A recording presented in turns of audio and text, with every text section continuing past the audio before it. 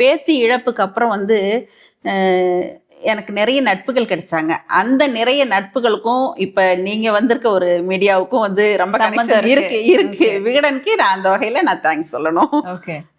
என்னை யூடியூப்ல பார்த்துட்டு விகடனுக்கு வந்து ரெசிபிஸ் கேட்டாங்க. அவல் விகடன், அவல் கிச்சன், இதுக்கெல்லாம் நான் வந்து அந்த சப்ளிமெண்ட்ரி புக்குக்கும் கொடுத்துருக்கேன், இதுவும் கொடுத்துருக்கேன். 4 இயர்ஸாக நான் நிறைய கொடுத்துருக்கேன். என்னோடது வந்து ரேப்பர்லாம் கூட வந்திருக்கு. நொங்கு ரெசிபிஸ் எல்லாம் ரேப்பர்லாம் கூட வந்திருக்கு.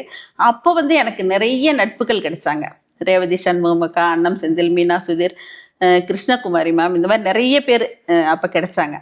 அவங்க எல்லாருமே வந்து நீங்கள் இவங்க பேத்தி ஞாபகமாகவே இருந்தீங்கன்னா மறுபடியும் அதுலேயே தான் நீங்கள் உள்ளே போகிற மாதிரி இருக்கும், வெளியில் வரணும் அப்படின்னு சொல்லிட்டு ஒரு காம்படிஷனுக்கு ஜட்ஜ்மெண்ட்டுக்காக இங்கே வந்தப்போ எங்கள் வீட்டுக்கு எல்லாருமே வந்திருந்தாங்க. அப்போ வந்து எல்லாருமே என்னை வந்து ரொம்ப என்கரேஜ் பண்ணாங்க. சரஸ்வதி, உங்கள் பேத்தி உங்களோடையே தான் இருக்கா அப்படியே நினச்சிட்டு நீங்கள் வந்து அடுத்த கட்டத்துக்கு போகணும், நீங்கள் யூடியூபை ரன் பண்ணுங்கன்னு எல்லாருமே என்னை ரொம்ப என்கரேஜ் பண்ணாங்க. அந்த வகையில் நான் மறுபடியும் சரி இவங்கெல்லாம் எப்படி வீடியோ எடுக்கிறாங்கன்னு நம்ம பார்த்துட்டு வருவோம்னு சொல்லிட்டு சென்னை போனேன். சென்னை போயிட்டு ரேவதி சண்முகமக்கா வீடு, அன்னம் ரெசிபிஸ் அன்னம் வீடு, ஹேமாஸ் கிச்சன், பாட்டி வைத்தியம், எனக்கு தெரிஞ்ச எல்லார் வீட்டுக்குமே நான் போனேன். ஒரு 4-5 யூடியூபர்ஸ் வீட்டுக்கு போனேன்.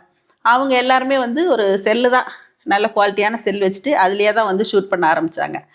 சரி நம்மளும் ஏன் அந்த மாதிரி பண்ணக்கூடாதுங்கிற ஒரு எண்ணம் வந்துச்சு. எல்லாத்தையும் நல்லா உள்வாங்கிட்டீங்க. ஆமாம், உள்வாங்கிட்டேன் தான். நானும் அதே மாதிரி ஒரு செல்ஃபோன்லேயே வந்து வீட்டில் வாங்கி வச்சுட்டு எடுக்க ஆரம்பித்தேன்.